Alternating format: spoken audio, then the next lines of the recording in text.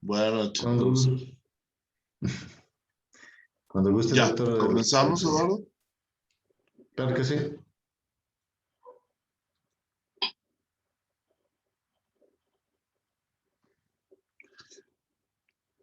Bueno, hoy día vamos a hablar de elaboración médico-legal en víctimas de violencia intrafamiliar. Y obviamente ahora empezamos varias semanas que vamos a ver delitos con relación a la ley 348, titulada Ley Integral para garantizar a las mujeres una vida libre de violencia. Esta es la primera sesión de las varias que vamos a tener, tanto en este módulo como en el tercero.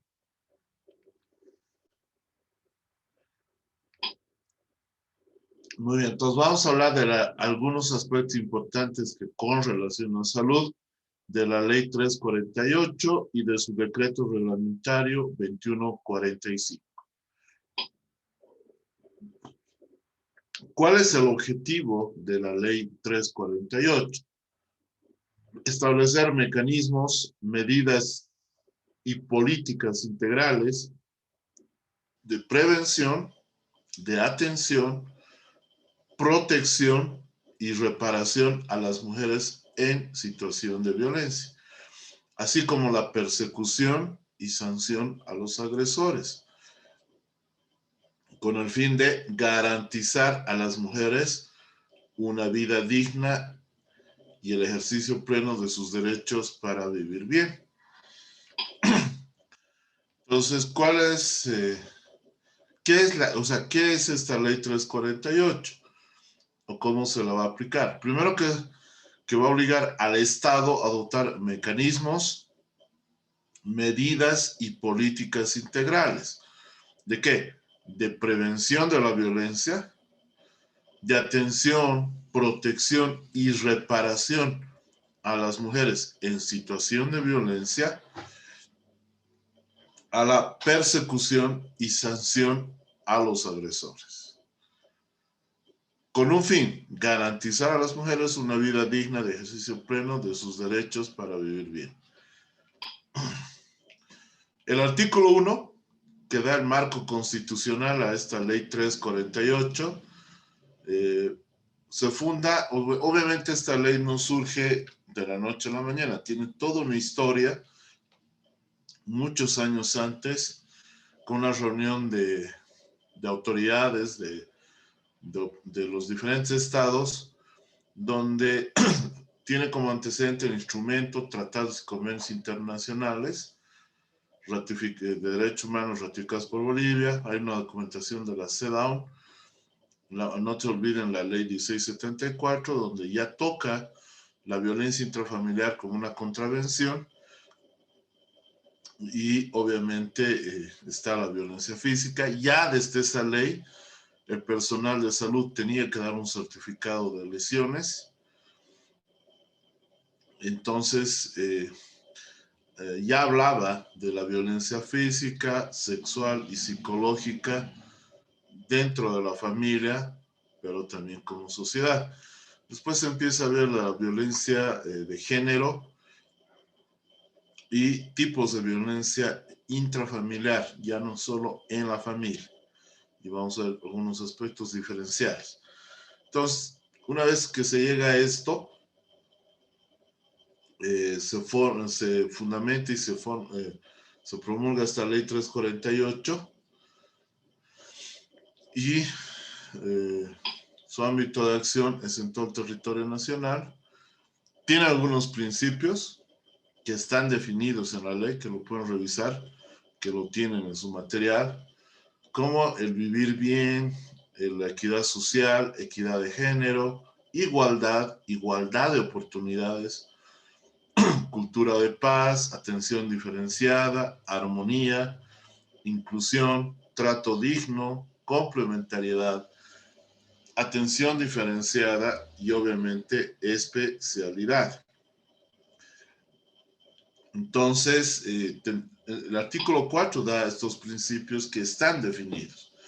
Después nos habla de los tipos de violencia se tenía en la 1674 y en la clasificación de la OMS 3, que es la física, sexual y psicológica, pero esta ley amplía más, está contra los derechos y la libertad sexual, en la familia, institucional, en el ejercicio político y liderazgo de la mujer, en el sistema plurinacional, en el laboral, en el patrimonial y económico, en servicios de salud, contra toda forma de violencia. Está la física, está la feminicida, está la psicológica, la mediata, la simbólica o encubierta, contra la dignidad, la honra y el nombre, la sexual y contra derechos sexuales. La que nos da vergüenza ajena es que en servicios de salud esté como un tipo de violencia contra la mujer.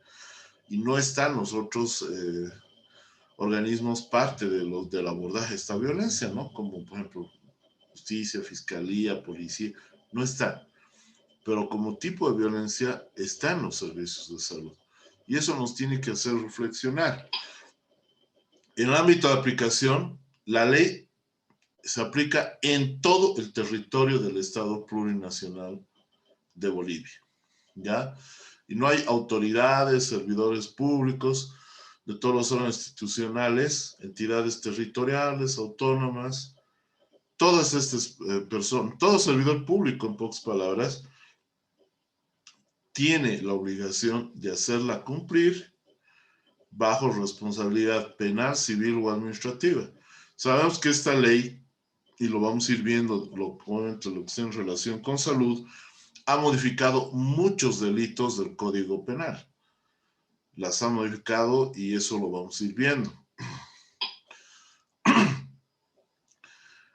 Seguimos en el artículo 5 en el ámbito de aplicación y dice que no reconoce fuero ni privilegio de ninguna clase, ni aplicación preferente respecto a cualquier norma de delitos establecidos. Las disposiciones serán aplicadas a toda persona en situación de vulnerabilidad, o sea, mujer, niños y adultos mayores, que sufra cualquier forma de violencia. ¿Ya? Y ahora sabemos, ya es una realidad, que el CIRPASE, el Sistema Integral Plurinacional de Prevención, Atención, Sanción y Erradicación de la Violencia en Razón de Género, CIRPASE, es la máxima autoridad, o sea, es el ente rector, si se quiere, de todo lo que es la ley 348. Sistematiza toda la información de datos, recibe los reportes de todos los organismos y también a los que somos servidores públicos nos da una certificación para poderlo ser como tal. El artículo 90 establece que los delitos que han sido modificados en la ley 348 son delitos de orden público, no a instancia de parte. ¿Qué quiere decir eso? Que todos los delitos contemplados en esta ley son delitos de acción pública.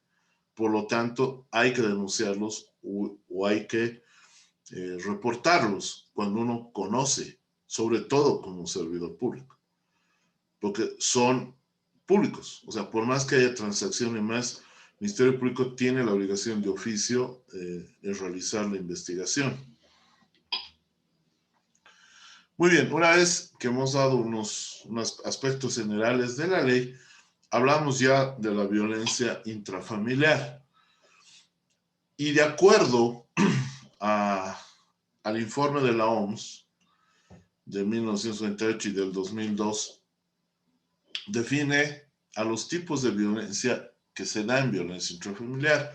La primera es violencia física, cuando ocurre en relación de poder con respecto a otra, ¿ya? Que va a infligir daño no accidental, intencional, por medio del uso de la fuerza física o de armas, de alguna arma, que va a provocar lesiones externas, internas o ambas. O puede producir atentar contra la vida de la persona, que ya lo vamos a ver eso en feminicidio. El castigo repetitivo no severo también es violencia física. Todos los aspectos de lesiones ya los hemos visto en el primer módulo y en la primera semana de este segundo módulo, que por cierto acaba la próxima semana, o sea, realmente el tiempo está pasando.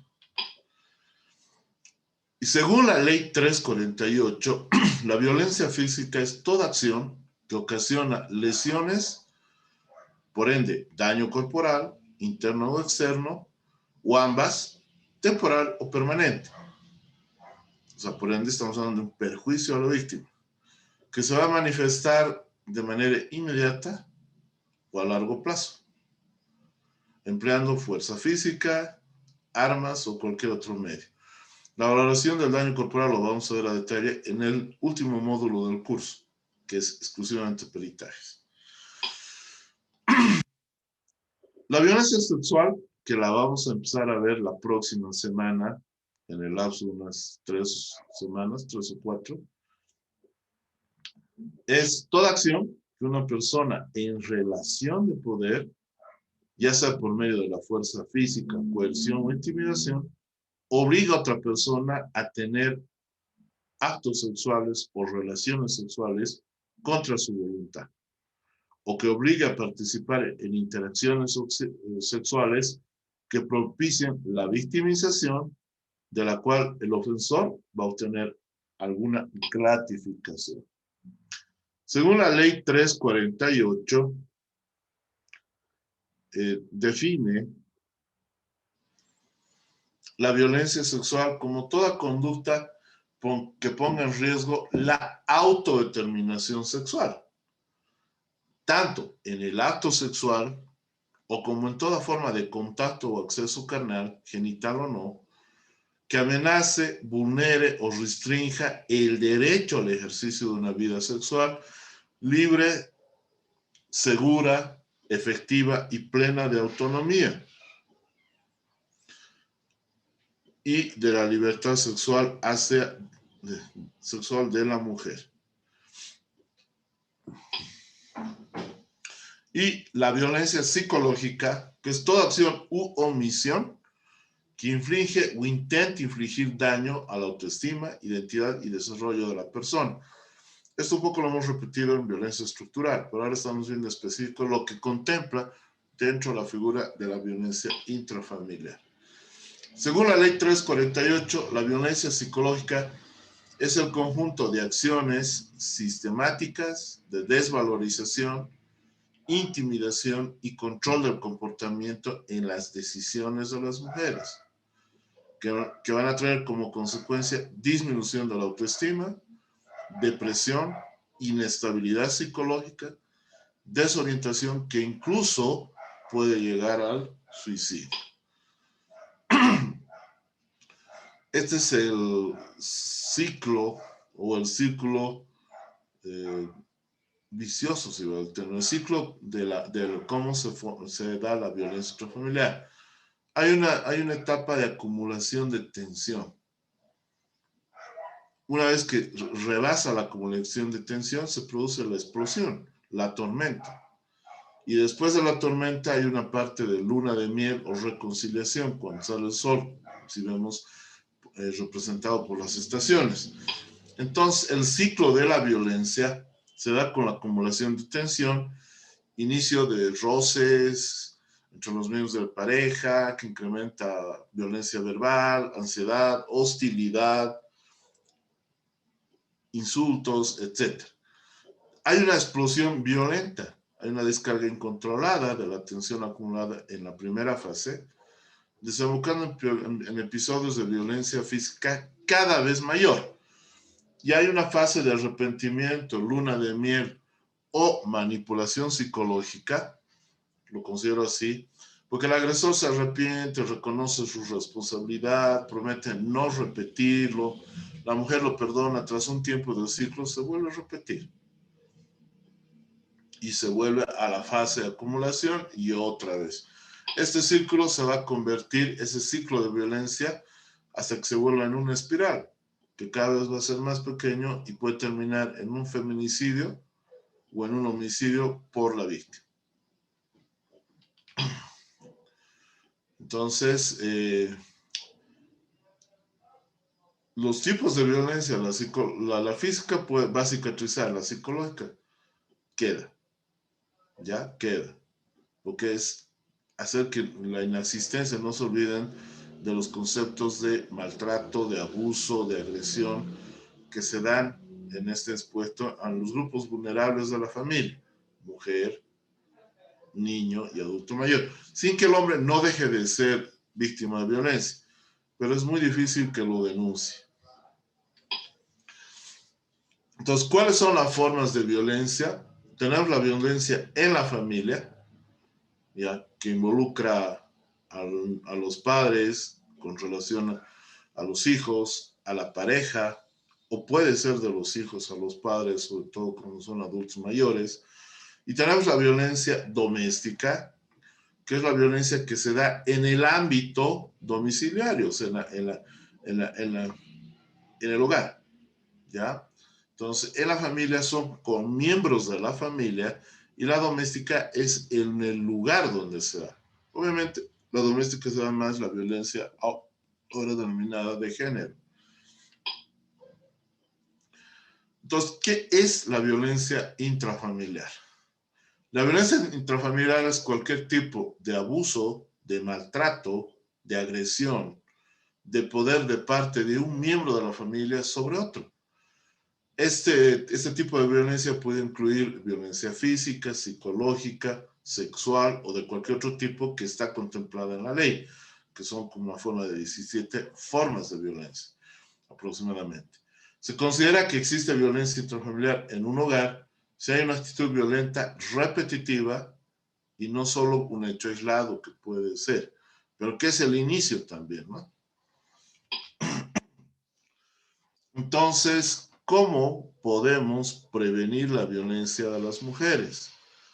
Eso está en el artículo 17 al artículo 23.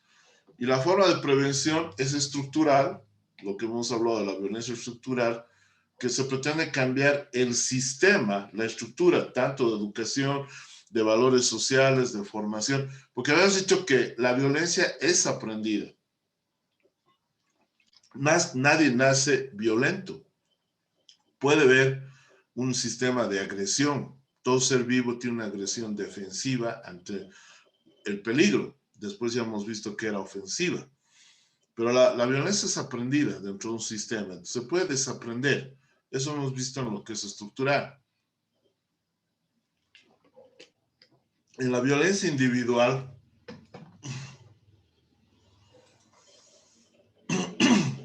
es para las mujeres que aprendan a reconocer al agresor y puedan defenderse. Pero también el agresor o la agresora reconozca su situación y pueda ser sometida a un manejo o tratamiento psicológico para poder revertir esto. Ya les he dicho, se puede desaprender. La colectiva es para que las mujeres se encuentren protección en espacios de comunidad, grupos, sindicatos, gremios, juntas vecinales, organizaciones, etc. Dentro de las medidas de prevención está en el ámbito educativo, está en el ámbito de salud, en el ámbito laboral en general y en el ámbito de comunicación.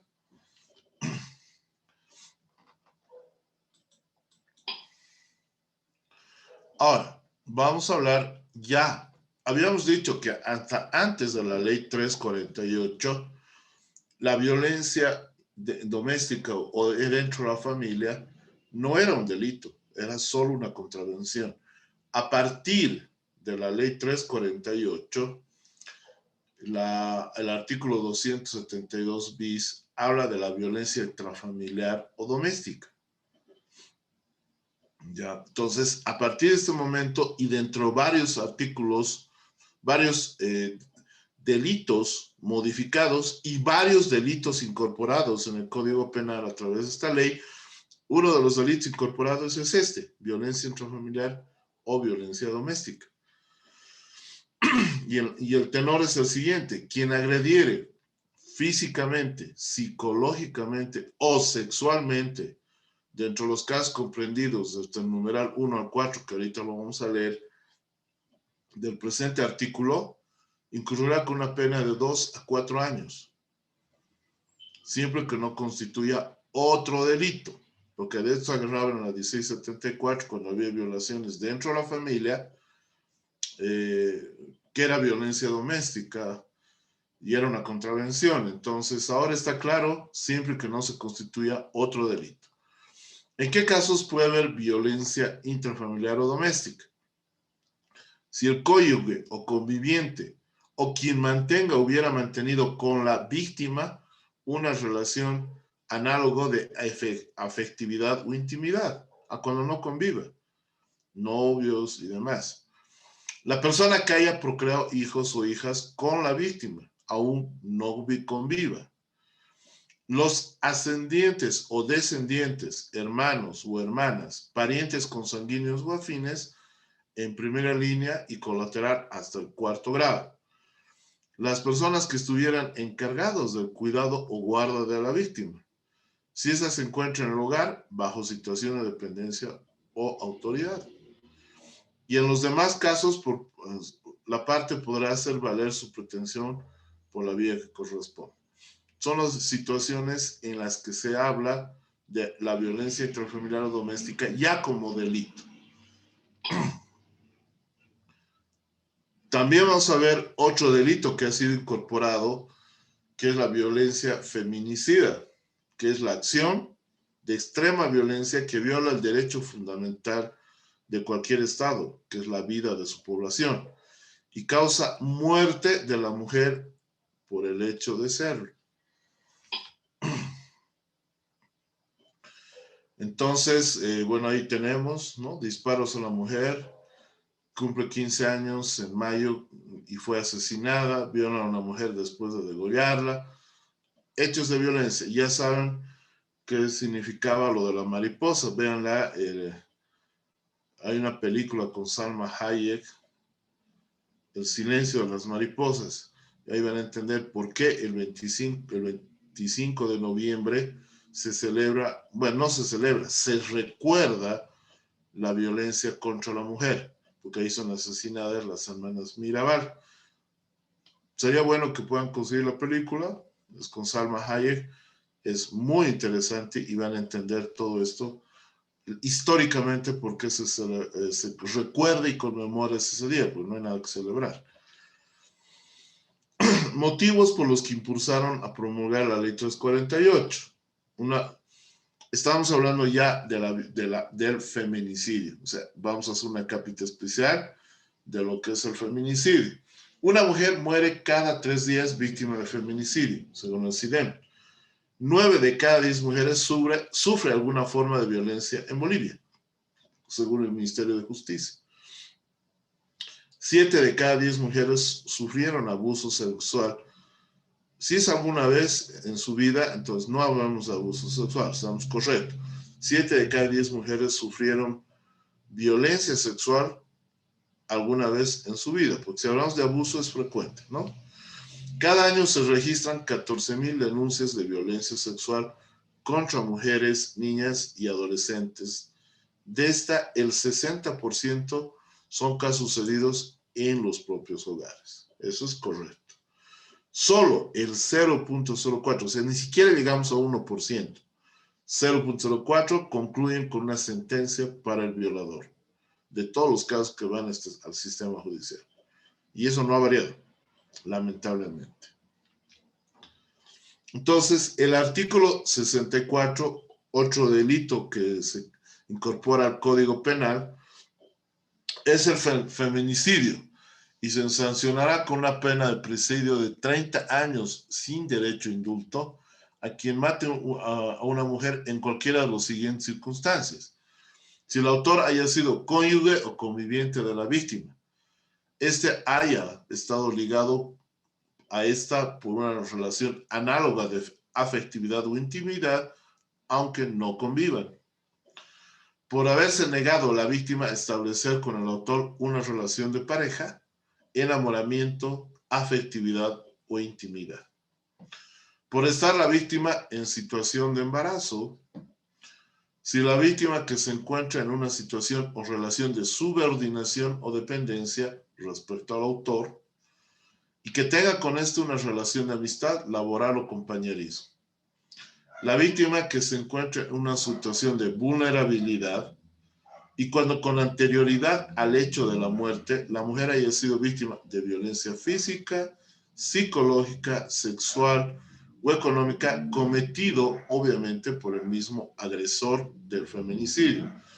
Cuando el hecho haya sido precedido por un delito contra la libertad individual o libertad sexual, cuando la muerte sea conexa a delitos de trata y tráfico de personas, y cuando la muerte sea resultado de ritos, desafíos grupales o prácticas culturales. Obviamente, la pena que se da a este delito de feminicidio es similar al homicidio y al asesinato. No soy abogado, soy médico y no he entendido la lógica de que el feminicidio sea igual que el homicidio y que el asesinato, donde hay dolo, donde hay prevención, donde hay la intención y hay preparación, eso es el iter criminis, se dé la misma pena que el homicidio que a veces no es preparado, pero se acaba con la vida de una persona, y el feminicidio. ¿Por qué les digo esto? Porque en México, por ejemplo, tiene un sistema parecido para el homicidio, 30 años, pero por lo que comentaba uno de los colegas bolivianos que trabaja en México en un congreso hace años atrás, indicaba que el feminicidio tiene 70 años de presidio en México como pena para el feminicidio. Entonces ahí tenemos más lógica si queremos hacer una figura del feminicidio específicamente. También está conectado este otro tipo de delito, el artículo 256, que es homicidio-suicidio. La persona que instigara a otra al suicidio o la ayudara a cometerlo, si la muerte se hubiera intentado o consumado, incurriría en una reclusión de 2 a 6 años. O sea, a quien instiga a que se pueda suicidar. Si con motivo de la tentativa se produjeron lesiones, la sanción de reclusión será de 1 a 5 años. Aunque hubiera mediado consentimiento de la víctima en el doble suicidio, se impondrá a la sobreviviente la pena de reclusión de 2 a 6 años. Eso del doble suicidio, la verdad que tiene una buena interrogante, pero yo creo que se refiere a que hubiese consentido a la víctima para el suicidio y hubiese sobrevivido, se hubiese sobrevivido, entonces la pena de reclusión es de 2 a 6 años. Cuando la persona comete suicidio como consecuencia de una situación de violencia, la agresora o el agresor será sancionado con una privación de libertad de 10 años. O sea, si la persona comete suicidio como móvil, sea un hecho de violencia, intrafamiliar, sexual y demás, el agresor o agresora tendrá una pena de libertad, una privación de libertad de 10 años. Si la víctima del delito, en cualquiera de los casos, resultara ser niño, niña o adolescente, la pena se agravará en 2/3. Los casos de feminicidio en Bolivia, el más álgido ha sido el 2018, con 136 casos, ¿ya? El 2019 con 116 y en marzo del 2027 ya se tenía 27 casos. ¿Por qué separamos? Porque en algunos casos se ha hablado que la pandemia ha sido uno de los ambientes donde se ha empezado a aumentar los hechos de feminicidio. Vamos a ver, ¿no? Ahora, el número de feminicidios en América Latina, tenemos a Bolivia con 104. Ya a nivel latinoamericano está después de Argentina, que tiene 254, y de 122 con Venezuela, a nivel latinoamericano. Los que mayor carga tienen Honduras con 466 y El Salvador 371. Esto el 2016. La información oficial para 15 países de América Latina y el Caribe muestra que al menos 3.287 mujeres han sido víctimas de feminicidio en el 2018. Los países de América Latina en que la tasa de feminicidio por cada 100.000 mujeres es mayor, El Salvador tiene 6.8, Honduras 5.1 y Bolivia tiene 2.3. Aquí un poco en cabeza, esto lo vamos a arreglar para que se pueda leer. Ya. Y Guatemala 2.0 y República Dominicana 1.9. La tasa de feminicidios, Bolivia, en Sudamérica es el país con más feminicidios, ya suman 21, o sea, ya suman 128 más bien en el 2020. ¿Ya? No, ya suman 21 en ese 2020, en el momento que se encontró los datos. Pero ahí tenemos Argentina con 255, Bolivia con 128. Venezuela ha superado ahora a Venezuela. Feminicidios en Bolivia, en 2019 se tuvo 103, 32 se dieron más en La Paz, 20 en Cochabamba y en Santa Cruz 18. En Chuquisaca solo 2 casos que se tuvo. Ya sabemos eso en el 2020, entre enero al 20 de noviembre del 2019. 2020 y 2021 lamentablemente ya se reportó más de 2 casos. Feminicidios en Bolivia, lo mismo, por otra fuente, y ahí se ve que tiene 27, Cochabamba 26, Santa Cruz 16, Chuquisaca 10. Son estos mismos 103 casos. Aquí la fuente es la Fiscalía y aquí la fuente es también el Ministerio Público. Pero hay disparidad en cuanto a la información. Sí hay en el total 103 casos. Pero aquí en Chuquisaca se habla de 10. En el mismo año, aquí se habla de 2. La Paz tiene 32 y aquí 27. Cochabamba 26, aquí 20. Santa Cruz 18 y aquí 16, ¿no? Entonces un poco se está uniformizando los datos. Vemos que el feminicidio en Bolivia, en un estudio de 60 casos, el esposo tiene mayor casos de ser el autor, después el conviviente. La relación con el agresor, esposos y convivientes en un 62%, enamorados y ex enamorados en un 34%, desconocidos solo 4%. Entre el 2015 y 2018, el departamento con mayor, en esos 3 años, con mayores feminicidios ha sido La Paz, ¿no? Que ha presentado el 2015 35 casos, el 2016 y 17 27 casos, el 18 solo 4. Le sigue Cochabamba y después Santa Cruz. En un estudio que se hizo en la Argentina, se registraron que cerca de una mujer cada 24 horas es víctima de feminicidio, como están viendo ahí. Es la cantidad de feminicidio en los 5 años últimos. Esto quería hacer. En este estudio, la vinculación con el agresor es la pareja en 46% y le sigue la expareja en un 21%. En la escena del crimen, 63% el hogar de la víctima y solo el 27% en vía pública. Muy bien, hablando de la violencia física, que ya es recordar todo lo que hemos hecho en 4 semanas, las lesiones, se da en este certificado único. Habla la ley 348 en su artículo 65 que los certificados médicos que para establecer el estado físico de la mujer que hubiera sufrido agresión física o sexual, cualquier profesional de salud que preste servicios en instituciones públicas o privadas acreditadas deberán extender un certificado médico de acuerdo al protocolo único integrado. Entonces, ese es el formulario. Hablamos dentro del mismo artículo 65 que para fines judiciales este certificado médico se lo tendrá como indicio respecto a delitos establecidos en la presente ley.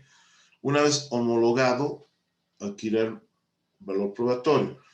El certificado deberá ser homologado por un experto o una experta forense. Solamente en el caso de que exista necesidad fundada o ineludible se practicará un otro examen a la mujer, que ya es una revictimización. Eso de la homologación por ahora está en vigencia, pero con la ley de abreviación penal ya es, por esto de la pandemia y muchos problemas que ha habido, no se ha puesto ya en ejecución que ya el personal de salud va a dar los días de incapacidad y no va a haber necesidad de la homologación. Por ahora está vigente la homologación por un experto forense. En el examen médico, uno de los objetivos fundamentales es el perfil lesionológico, valoración del daño y establecer los días de incapacidad que permite poder determinar la gravedad de las lesiones, como ya lo vimos, el 270 y el 271 del Código Penal, que también han sido modificados. ¿Ya? Entonces, cuando hay violencia física, ya sabemos que a la paciente víctima de violencia puede estar en decúbito dorsal o en decúbito ventral, lo que es lo mismo que decir supina y posición prona. Este es el formulario del certificado único que ahora vamos a empezar a hablar hasta las siguientes 4 o 5 semanas de este certificado único, porque todo el personal de salud lo tiene que llenar. Entonces, hoy vamos a hablar lo que está relacionado con las lesiones que ya lo hemos estudiado antes de violencia estructural. Entonces, el artículo 20, que habla dentro de las medidas de ámbito de salud, el personal médico del sistema de salud pública, ¿qué quiere decir? Subsistema público, sus sistemas de seguridad a corto plazo y privados, deberán extender de oficio, de forma obligatoria, gratuita y en papel corriente, o sea, ya no papel corriente porque tienen los formularios del certificado único, un certificado médico a mujeres que requieren atención de daño físico o sexual emergentes de actos de violencia contemplados en la ley 348. Ya entonces se dio capacitaciones, se recorrió en los últimos 3 años casi en todo el país para dar este tipo de capacitación, sobre todo en delitos sexuales. El médico forense con carácter prioritario deberá homologar los certificados médicos extendidos en caso de violencia que contempla la ley 348. Y debe establecer el grado de impedimento, o sea, los días de impedimento. Ya que en el material que les he publicado en una de las revistas, creo que en el segundo o primer número, hemos tomado el baremo que utiliza el IDIF, que ha sido publicado y que dice la bibliografía para que tengan referencia para patologías y días de impedimento, al no existir un baremo a nivel nacional, ¿no? Entonces, para establecer justamente esto. Está el artículo 65, que lo volvemos a especificar, que para establecer el estado físico de la mujer que hubiera sufrido una agresión física, sexual, como tal, cualquier profesional de salud que preste servicio en instituciones públicas o privadas deberá de extender un certificado médico. Si dice certificado médico, se supone que son médicos, ¿no es cierto? De acuerdo a un protocolo único de salud.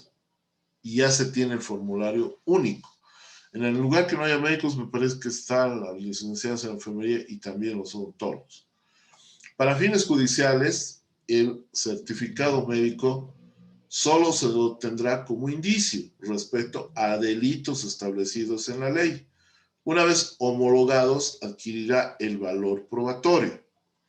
El certificado deberá ser homologado, lo estamos repitiendo, pero es importante, por un experto o una experta forense, quien deberá entrevistar en primera instancia al médico o al profesional de salud que ha emitido ese certificado. Y en caso de necesidad fundada, porque vamos a revictimizar, se practicará otro examen médico a la mujer si este no ha sido bien realizado. O sea, hay que hacerlo clarito, ¿no es cierto? Este es el certificado único. Tenemos la parte de los datos sociodemográficos, donde está el establecimiento de salud, el nivel de resolución, primero, segundo, tercer nivel, la ubicación, municipio, el nombre del profesional en salud, la matrícula profesional que certifica en la fecha, el nombre de la paciente, si es menor, sabemos que hay que utilizar iniciales. Aquí está el consentimiento informado, que es básico, donde ustedes le dicen que se hará el examen físico, la importancia de los mismos, y ella sí o él, sí o no otorga de forma libre o espontánea un consentimiento informado, autorizando, sin caso, ya esto de las muestras biológicas, no, la vamos a hablar desde el próximo martes. Se tiene una anamnesis de dónde ha ocurrido el delito.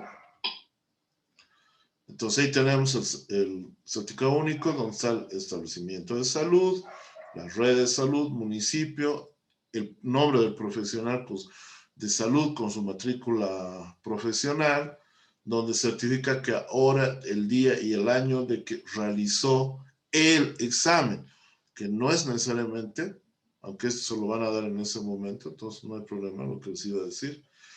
El nombre de la paciente o el paciente víctima de agresión y todos sus datos sociodemográficos.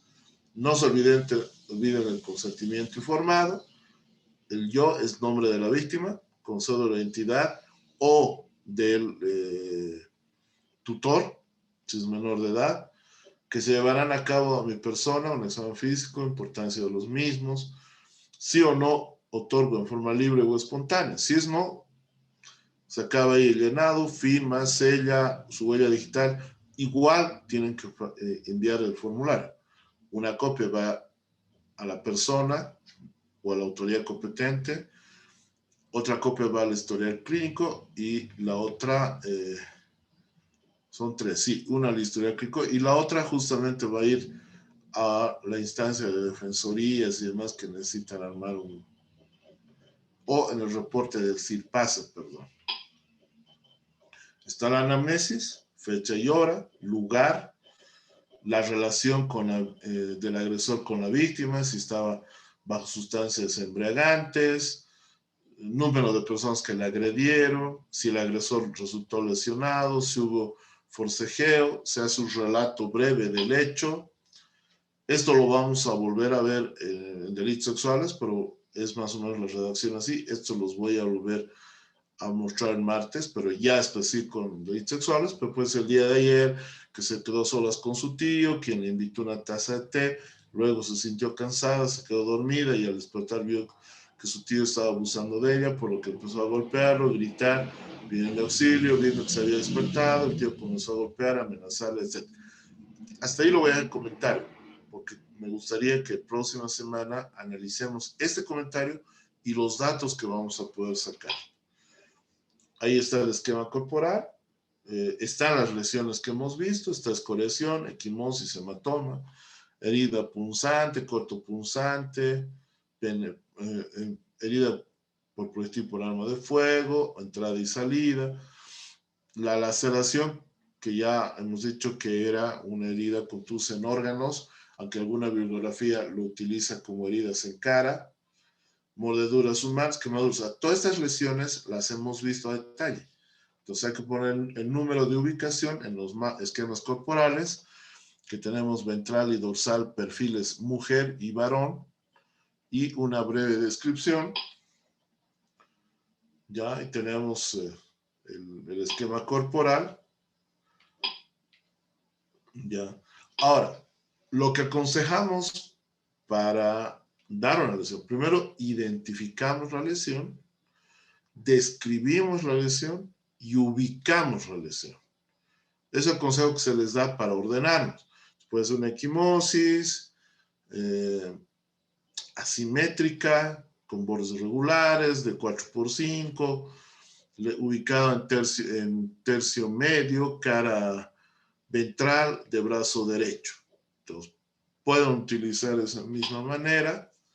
Está en el reverso de estos formularios las definiciones de lesiones para recuerdo, aunque todo esto ya hemos visto. Igual, hasta quemaduras. Ahí hay un ejemplo, por ejemplo, tenemos ahí en la región superciliar una equimosis, y ahí están mal las escoriaciones, con X la escritura, ¿no? Entonces una escoriación. La equimosis está en región superciliar, paramedial, en mi cara, mirando ustedes, derecha. La 1 es una escoriación, cara dorsal, tercio proximal, en el lado izquierdo, ¿ya? Entonces ahí tenemos otros ejemplos de escoriaciones y equimosis. Se le debe hacer la descripción fuera de la diagramación, que debe coincidir. Todo esto de lesiones vaginales lo vamos a ver en la siguiente clase. Estos son los esquemas corporales que vamos a utilizar en el examen genital y en el examen proctológico en delitos sexuales. Están las lesiones anales, lo vamos a ver, la forma, tono, integridad, todo eso dentro de 2 semanas. La próxima semana vamos a iniciar a ver esto detalladamente. Igual el esquema corporal para lesiones vaginales, utilizamos para la ubicación imaginariamente las manecillas del reloj. Por ejemplo, ahí tenemos una equimosis en cara interna del labio menor a horas 3, siguiendo las manecillas del reloj. Esto es una lesión de vulva. Otra cosa es himen. Ahí están siguiendo el uso horario de las manecillas del reloj. Vamos a tener que decir qué tipo de himen es, qué tipo de desgarro. Todo esto es una sola clase, la ubicación. Lo mismo para el proctológico, ¿no? Que por ejemplo ahí tenemos una escoriación. Esta es una lesión paragenital, me adelanto. Una equimosis en cara interna, tercio proximal, de muslo derecho. Y el 1 es una escoriación en tercio proximal, cara interna de muslo izquierdo. Ahí aparentemente hay un desgarro a las 5, pero estos le estoy dando solo ejemplos. También vamos a hablar la ubicación en lesiones proctológicas. Por ejemplo, esta 3 que está ubicado, la descripción y la ubicación. Esto es solo una clase. También vamos a hablar de la toma de muestras, colecta de evidencias, la profilaxis en delitos sexuales antes de las 72 horas, de anticoncepción de emergencia, pruebas rápidas de embarazo, profilaxis de ITS, VIH, SIDA, cómo tenemos que proceder después de las 72 horas. Ahí está, impresiones diagnósticas, a quién vamos a entregar estas evidencias. Ahí está, por ejemplo, impresión diagnóstica de contusiones en cara y hombro izquierdo, etcétera, ¿no? Entonces esto lo vamos a ver a detalle. Un poco hablando de la valoración del daño corporal, tenemos que hablar de lesiones gravísimas. Esto ha sido modificado por la ley 348. Por ejemplo, se sancionará con una privación de libertad de 5 a 12 años, estamos hablando de lesiones gravísimas, a quien resultare en las siguientes consecuencias: una enfermedad y discapacidad psíquica, intelectual, sensorial. Eso ya estaba, ese es el primer cambio. El daño psicológico o psiquiátrico permanente, aunque no tenemos un baremo para ello, hay que reconocerlo. Debilitación permanente para la salud o pérdida total o parcial de un sentido, órgano o función, eso estaba. Esto también ha sido modificado, la incapacidad permanente para el trabajo que sobrepase 90 días. Antes era 180, ahora ha sido 90 días. Esta modificación que personalmente no estoy muy de acuerdo, dice marca indeleble o deformación permanente en cualquier parte del cuerpo.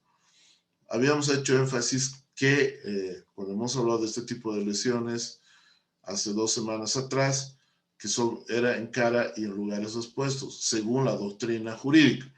Pero esta lo dice en cualquier parte, o sea, si hay por accidente, se hace una lesión sin quererlo, digamos, ha tropezado porque ha puesto el pie en rodilla, sería una lesión gravísima, según este concepto, porque va a quedar cicatriz, o sea, es marca indeleble o deformación a nivel de la rodilla. Peligro para perder la vida, eso estaba, y cuando la víctima sea niño o niño adolescente, será grabado en 2/3. Eso también estaba. Las modificaciones son daño psicológico psiquiátrico, que sobrepasa los 90 días, marca indeleble o deformación permanente en el cuerpo. Las lesiones graves y leves. Se sancionará con una privación de libertad de 3 a 6 años, ¿no? A quien de cualquier modo ocasionar daño físico o psicológico no comprendido en el artículo anterior, del cual se derive mayor, o sea, desde 15 días hasta 90. Esos serán lesiones graves. Si la incapacidad fuere de 14 días o menor, o sea, de 1 a 14 días, se impondrá al autor trabajos comunitarios de 1 a 3 años, ¿no? Cuando la víctima sea niño o docente, se agravará en 2/3. Esto lo hemos visto un poco. Esto tiene relación a las lesiones simples y complejas 1, 2 y 3, 4. Casi hemos visto 4 semanas de lesiones. Está aquí. Artículo 95, inciso 1, prueba documental. El certificado médico expedido por cualquier institución pública o privada de salud deberá ser homologado por el médico forense. Lo hemos explicado, pero la ley lo repite. 66. Acceso a la documentación. Toda mujer o toda víctima de violencia podrá solicitar copias simples o legalizadas de todas las actuaciones que contenga la investigación, que contenga el cuaderno de investigaciones, desde la denuncia hasta la notificación previa, sin costo adicional, salvo lo que va a costar las fotocopias. Esto es para nosotros, para los servidores públicos, no solo de salud, para todos los que intervenimos en este proceso. El 154 bis habla del incumplimiento de deberes en mujeres en situación de violencia. Entonces, cualquier situación u omisión en el ejercicio de la función pública que propicie impunidad, obstaculice la investigación de delitos contra la mujer, ya, ojo, tendrá un trabajo comunitario de 90 a 120 días y inhabilitación para el ejercicio de la función pública de 1 a 4 años. Además que ya se va a ganar un antecedente en sí el pase. Y no creo que pueda ya ser servidor público, porque eso dice. Entonces hay el cumplimiento de deberes en protección a mujeres en situación de violencia. El no querer ser certificado, el no notificarlo, que creyendo que nos van a llamar, nos van a poder aplicar este artículo 154, que está en la ley clarito. Ya, muy bien. Hasta ahí tendríamos